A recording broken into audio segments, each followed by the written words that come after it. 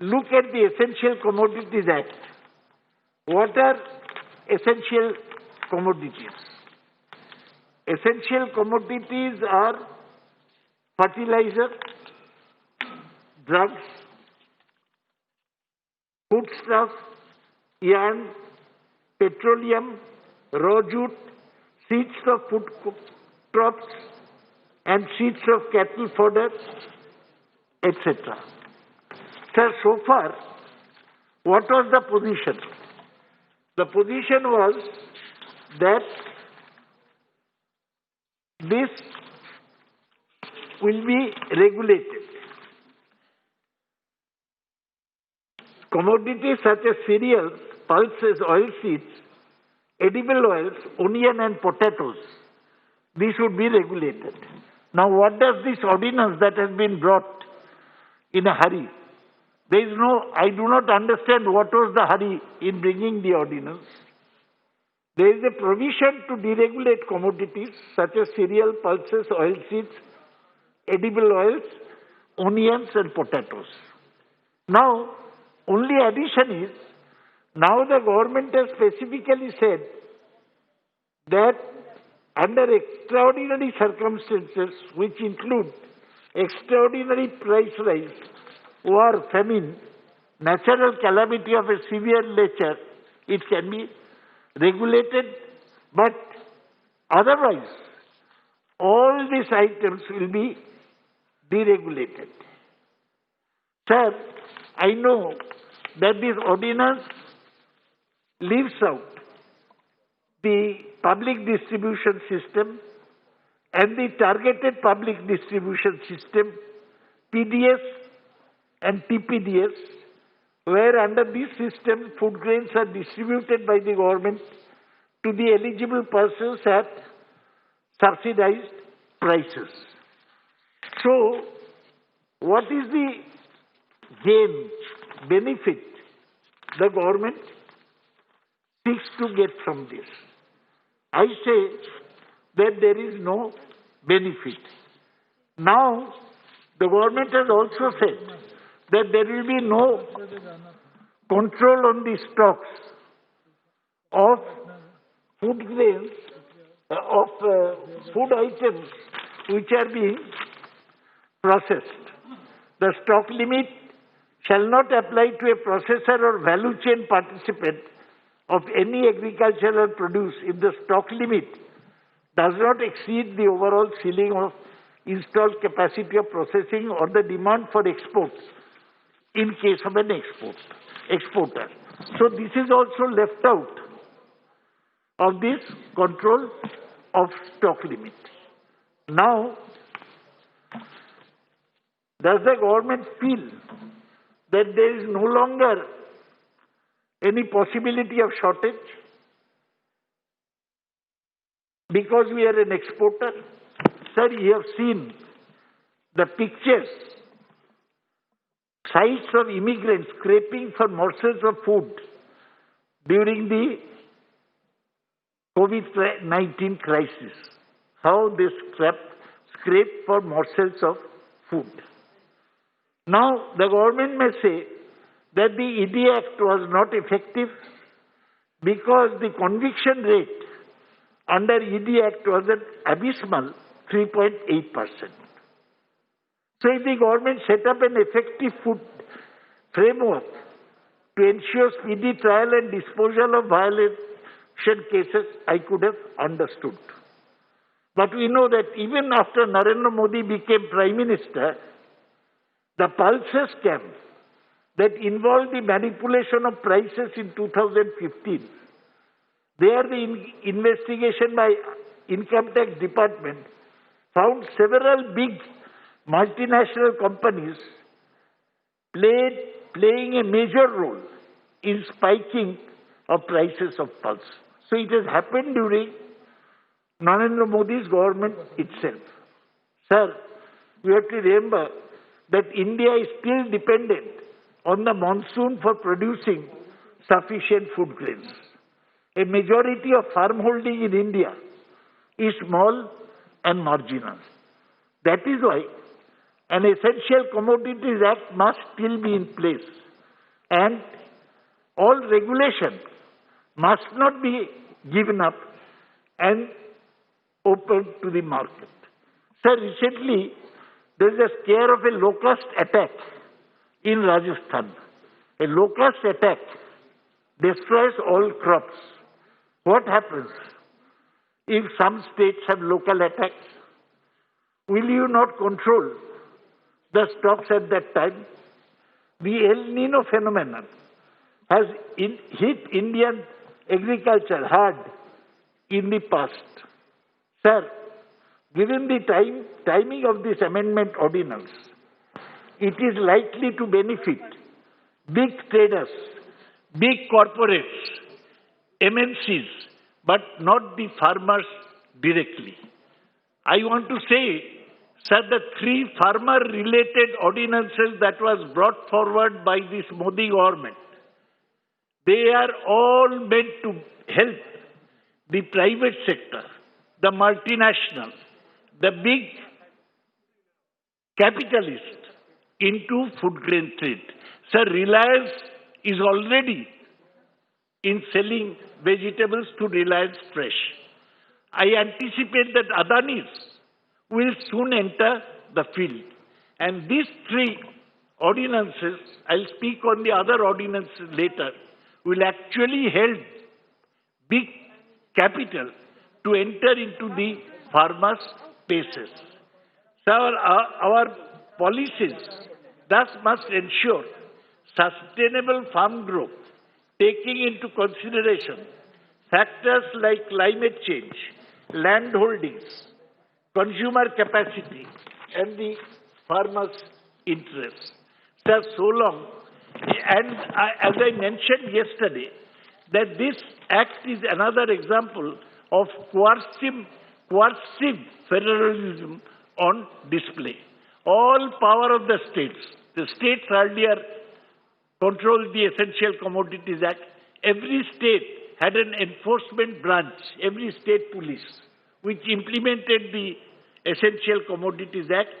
That power is being taken away. So far, India has ridden through shortages. We are happy that the farmer produces enough for our needs and even for exporting food grains. But that does not mean a calamity cannot hit us.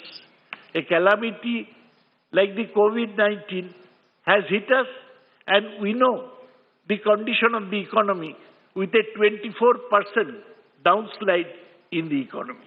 That's why, sir, I'm totally opposed to this ordinance, Essential Commodities Amendment Ordinance. I think that this is an effort to give benefit to big traders, corporates, and MNCs so that they can enter the food trade. And the poor farmer will be left in the lurch through all this. Thank you very much. Thank you. Now, Mr. P.P. Chowdhury.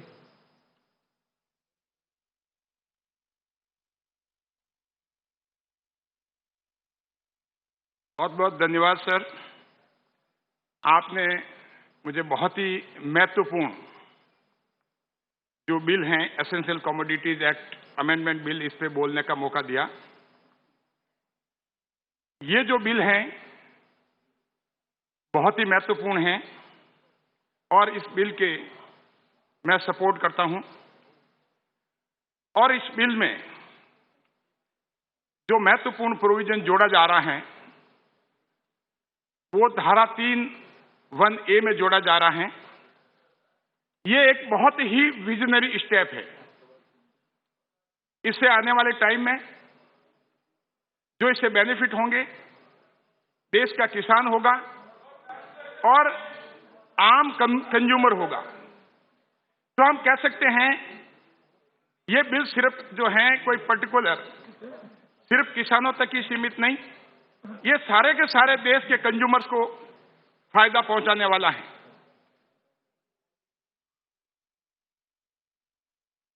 Chairman sir, मैं ये बताना चाहूंगा कि महात्मा गांधी जी का सपना था कि भारत जो है वो गांव, भारत की आत्मा जो है वो गांव में है। 70% पॉपुलेशन जो है वो हमारे गांव में रहती है। और हम लंबे समय से देख रहे हैं जिस हिसाब से गांव और शहर में एक बहुत बड़ा डिवाइड है, एक बहुत बड़ा गैप है, चाहे इंफ्रास्ट्रक्चर में देख लीजिए, चाहे डेवलपमेंट में देख लीजिए। प्रधानमंत्री मोदी जी का,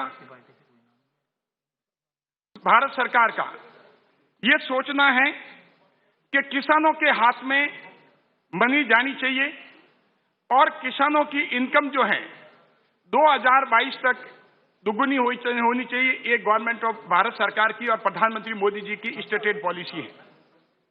तो इसके लिए ये बिल भी, एसेंशियल कमोडिटीज एक्ट का बिल भी अपना आप में एक माइलस्टोन का रूप साबित करेगा। और यही नहीं, इकोनॉमिक सर्वे में पूरा का पूरा चैप्टर एक जो आया है उसमें लिखा है distortion of India agriculture economy.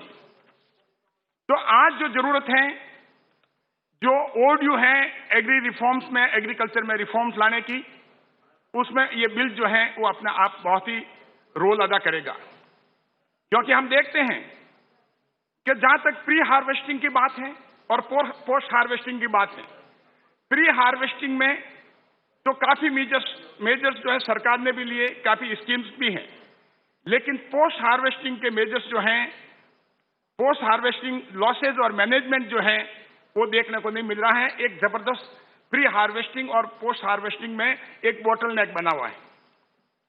तो ये कोविड-19 जो आया है, हमारे प्रधानमंत्री जी का भी मानना है, पूरे देश का मानना है कि इस अपॉर्चुनिटी को जो है हमें ग्रैब करनी चाहिए और इस अपॉर्चुनिटी के साथ चलना चाहिए। और यही वजह है कि पोस्ट हार्वेस्टिंग अपॉर्चुनिटी को लेने के लिए उसमें प्रधानमंत्री मोदी जी ने किसानों के लिए, इंफ्रास्ट्रक्चर के लिए, जिससे कि पोस्ट हार्वेस्टिंग मैनेजमेंट और उनके लॉसेज जो खत्म किए जा सकें, उसके लिए 1 लाख करोड़ का प्रावधान, 1 लाख करोड़ रुपए का प्रावधान किया है। ये अपने आप में बहुत बड़ी बात है।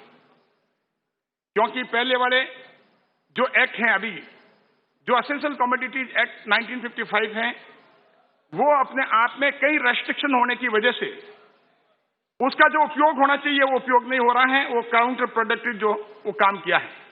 अभी हाल ही में जिसमें से 3 जो बिल पार्लियामेंट के सामने आए हैं, एक बिल एसेंशियल कमोडिटीज का, दूसरा बिल कॉन्ट्रैक्ट फार्मिंग का, तीसरा बिल एपीएमसी के संबंध में जो अमेंडमेंट है, ये तीनों बिल जो हैं वो अपने आप में देश के किसानों का, गांवों का एक गेम चेंजर के रूप में काम करेगा।